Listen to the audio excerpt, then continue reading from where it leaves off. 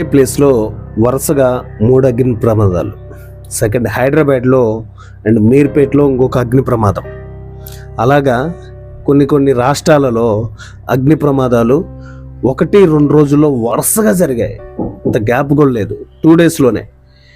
ఇది ఎవరైనా కావాలని చేశారా, ఎవరిదైనా కుట్రనా, లేకపోతే దానంతట అదే జరిగిన ప్రమాదమా అని చెప్పేసి పోలీసు వారు సేకరిస్తున్నారు.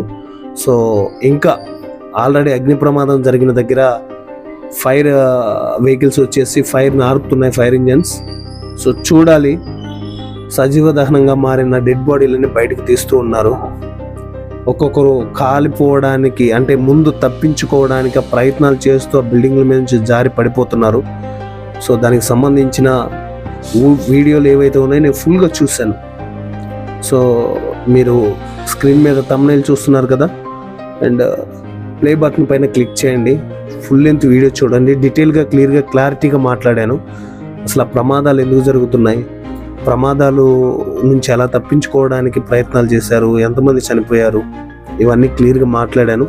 అవన్నీ మీరు తెలుసుకోవాలి అనుకుంటే తప్పకుండా మన సైలెన్స్ ఫైల్స్ ఛానల్ ఓపెన్ చేసి వీడియోస్ చూసి ఎలా అనిపించిందో కామెంట్ చేయండి. నెక్స్ట్ వీడియోలో మళ్ళీ కలుసుకుందాం. Thank you.